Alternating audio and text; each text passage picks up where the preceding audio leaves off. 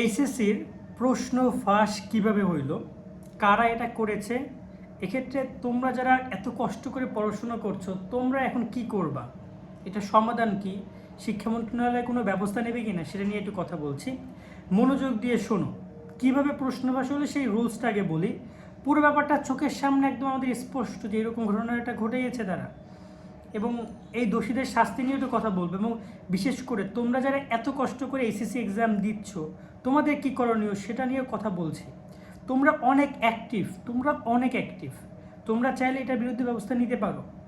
এত কষ্ট করে, এত বন্যা, এত আন্দোলন, এত কিছু করে পরীক্ষা দিচ্ছ, একটু ভালো রেজাল্টের আসে, এত কষ্ট করে পড়ালেখা করতেছো, কিন্তু যে কেউ প্রশ্ন ফাঁস করে খুব ইজিলি A+ পেয়ে যাচ্ছে, হাজার হাজার শিক্ষার্থী, কিভাবে?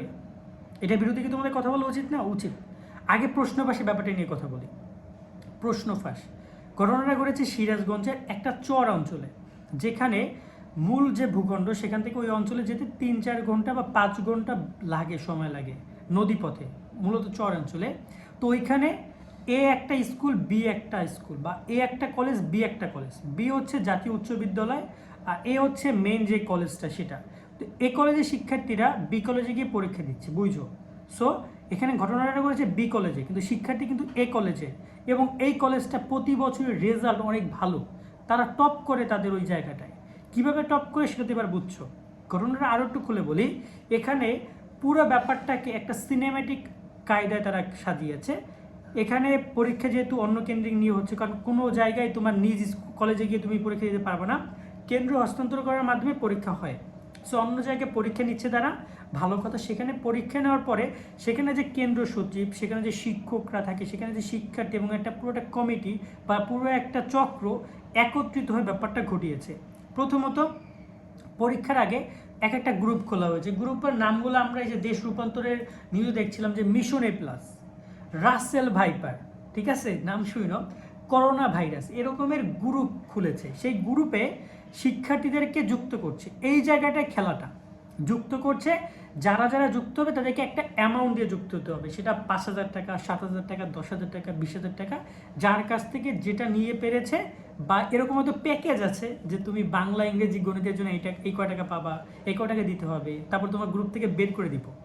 আবার হয়তো বা তুমি বিজ্ঞানের জন্য, বিজ্ঞানের সাবজেক্টগুলোর জন্য এই কয় টাকা, এরকম মনে হয় প্যাকেজ থেকে তো মনে আছে মনে হয় না। তো গ্রুপ খুলে তো পুরো বিশাল বিজনেস, বুঝো। গ্রুপে যুক্ত করতেছে টাকার বিনিময়ে। তো একজন শিক্ষার্থী সেই গ্রুপে যুক্ত হইলো, যুক্ত হওয়ার পরে সে পরীক্ষা কেন্দ্রে যাবে মোবাইল নিয়ে। আবারও বলতেছি, মোবাইল কিন্তু অ্যালাউ না পরীক্ষা কেন্দ্রে। এবং কেন্দ্র সচিব এরকম একটা বাটন ফোন, মানে এরকম বাটন আছে আর সামনে ডিসপ্লে, বাটন ফোন যেটা বলে সাধারণ ফিচার ফোন, সেটা ব্যবহার করার অনুমতি আছে। এটা কারো ব্যবহার করার অনুমতি নেই। সেখানে স্টুডেন্টরা মোবাইল ফোন নিয়ে গেছে, মোবাইল ফোন নিয়ে তারা পরীক্ষা কেন্দ্রে গেছে, এবং সেই হোয়াটসঅ্যাপ গ্রুপে, নামগুলো বললাম, হোয়াটসঅ্যাপ গ্রুপে, সেই হোয়াটসঅ্যাপ গ্রুপে পরীক্ষার ঠিক অনেক আগেই প্রশ্নপত্র দিয়ে দেওয়া হইতো।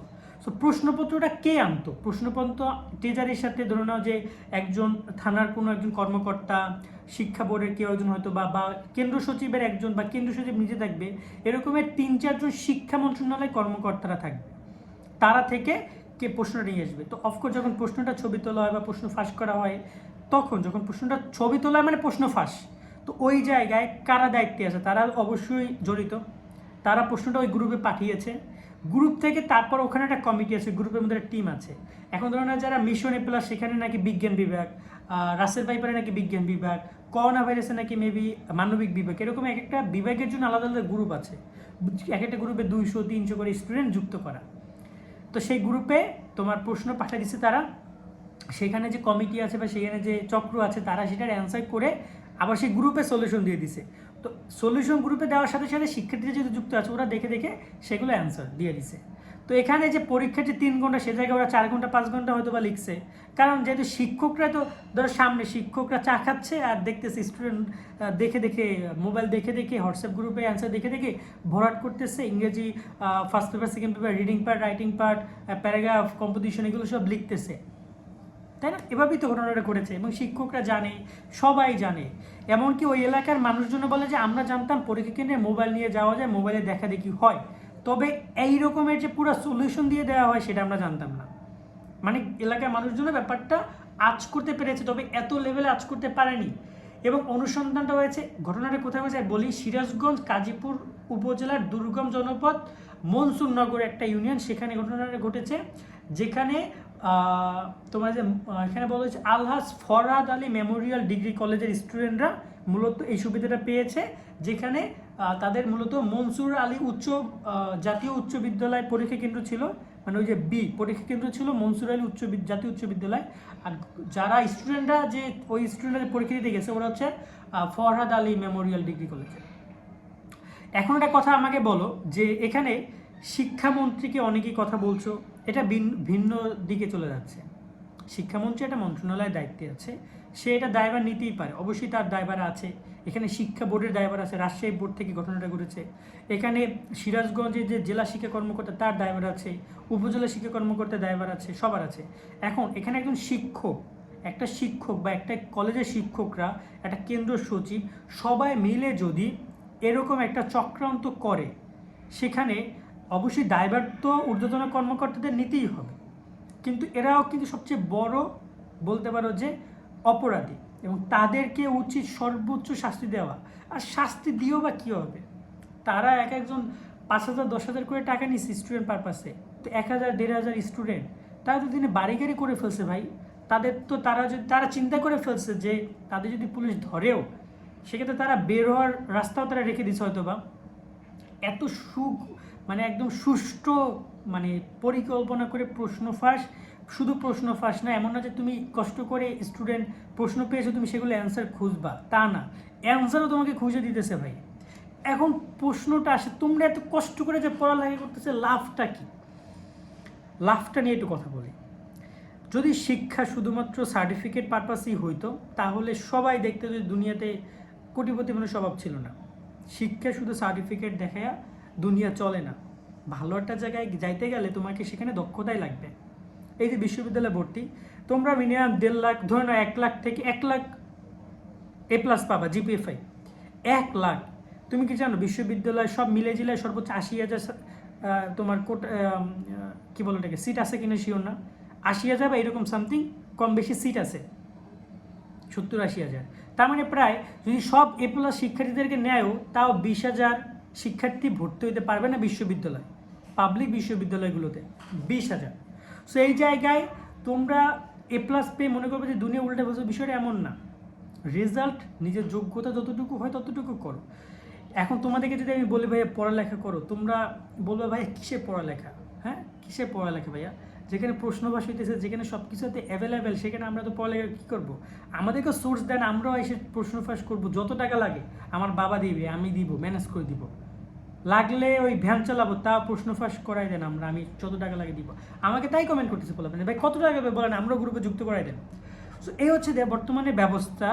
যদি এদের শিক্ষা মন্ত্রণালয় যদি সর্বোচ্চ ব্যবস্থা গ্রহণ না করে, তাহলে এর কোনো কিছু হবে না। তোমরা 2022-এর ব্যাচ SSC, তোমাদের সাথে কিন্তু দিনাজপুর বোর্ডেও প্রশ্ন ফাঁস হয়েছিল, মনে আছে? তোমাদের কি খেয়াল আছে? দিনাজপুর বোর্ডে পরীক্ষা স্থগিত করছিল প্রশ্ন ফাঁসের কারণে। ইংরেজি প্রশ্নপত্র 50 টাকা করে বিক্রি করা হচ্ছিল সামনে। এত ইজি ছিল, যেখানে BCS এর প্রশ্ন ফাঁস হয়, সেখানে এই SSCর প্রশ্ন ফাঁস কি বার্তা দিচ্ছে? এখানে পত্রিকাটা ছিল হচ্ছে দেশ রূপান্তর পত্রিকা, তাদের নিউজ পোর্টাল থেকে আমরা সব ইনফরমেশনগুলো পাইলাম। তোমাদের কারো লাগলে বলে আমি কমেন্টে দিয়ে দিব। এখানে লিখছে ফোনে দেখে লিখছে পরীক্ষার্থীরা পাশে দাঁড়িয়ে কক্ষ পরিদর্শন। সো পরিদর্শক পাশে দাঁড়াই আছে, শিক্ষকরা সবচেয়ে বেশি দায়ী এখানে। তারপর এখানে চক্রান্তকারী যারা রয়েছে তারা আউটসাইডার, তারপরে শিক্ষার্থীরা, তারপরে দায়ী রয়েছে অভিভাবকরা। পুরো কলেজের পড়াশোনা বন্ধ করে দেওয়া উচিত, একদম। শিক্ষকদের সব MPO বাতিল করা উচিত, পুরো কলেজের পড়াশোনা বন্ধ করে দেওয়া উচিত, সব কটারে মিনিমাম 20 বছরের জেল দেওয়া উচিত। আর শিক্ষার্থী যারা আছে, যারা এই চক্রের মূল হোতা, ওদেরকে তো ডিম দেওয়া উচিত এবং ওদের 20 বছর জেল দেওয়া উচিত আমার মনে হয়, ঠিক আছে? তার সাথে পুরোটা শিক্ষা ব্যবস্থা ধ্বংস করে দিচ্ছে ওরা, এবং দেশের মধ্যে এমন একটা অস্থিতিশীল পরিস্থিতি তৈরি করছে। আজকে শিক্ষার্থীরা বলছে আমি কেন পড়বো ভাইয়া, কেন পড়বো? কারণ পড়ালেখা করে কি হবে আমার? সো ব্যাপারটা বুঝছো? তোমাদেরকে বলবো, শোনো, পড়াশোনা করো। পড়াশোনা দিয়ে শুধুমাত্র এই যে চাকরি বাকরি হবে না, তুমি যদি ভালো করে শিখতে পারো, ভালো করে জ্ঞান অর্জন করতে পারো, জ্ঞানের জন্য পড়া বা সেইভাবে সেই চিন্তা ভাবনা করে। এখন এই সার্টিফিকেট দেখিয়ে দুনিয়া চলবে না, কারণ এখন এভাবেই GPA 5 5,000 টাকা ধরে নাও যে তুমি A+ পেলে, বিষয়টা এমনই। 5,000 টাকা 10,000 টাকা খরচ করে তুমি GPA 5 পেলে, কষ্ট করে একটু খালি লিখতে হইলো, আর কিছুই না। তো তোমরা জাস্ট পড়াশোনা করো তোমাদের জায়গা থেকে, মনের সন্তুষ্টির জন্য যতটুকু পারো পড়ো। 12th ফেল মুভিটা দেখো নাই? ওখানে বলছিল না যে আমি তখন যখন আমি মানে ফেল করার পর পরের বার যখন পাস করতে গেলাম, পরীক্ষা দিলাম, তখন আমি সবচেয়ে খারাপ রেজাল্ট করেছিলাম। আর আমাদের কলেজের সবাই ভালো রেজাল্ট করেছে, আমি খারাপ কেন? খারাপ কেন করেছিল? আমার সবাই তো দেখা দেখি করেছিল, কিন্তু আমি একমাত্র নিজের যোগ্যতায় পরীক্ষা দিয়েছি, যার কারণে আমি 3rd বা 2nd ডিভিশন পেয়েছি। তাও আমি সবার থেকে বেশি খুশি ছিলাম। সো তোমার জায়গাটা ওভাবে রাখো, তুমি শিক্ষা অর্জন করো, বাকিটা আল্লাহ ভরসা, এবং যতটুকু পারো ততটুকু তুমি তোমার জায়গা থেকে দিয়ে যাও। এই পড়াশোনা কোনো না কোনো দিন কাজে লাগবে, যদি না লাগে তাহলে শিখে গেলা, শিক্ষা অর্জন করলা, সেটা দিয়ে তুমি কিছু একটা করলা। কিন্তু এইভাবে এই যে হারামের বা এই যে প্রশ্নবাসী বিষয়, এটা জীবনের একটা কলঙ্কতম অধ্যায় বলতে পারো, এটার মধ্যে কখনো যুক্ত হয়েও না। আজকে আমরা এখানে বিদায় নিচ্ছি, সকলে অনেক ভালো থাকবা, আল্লাহ হাফেজ।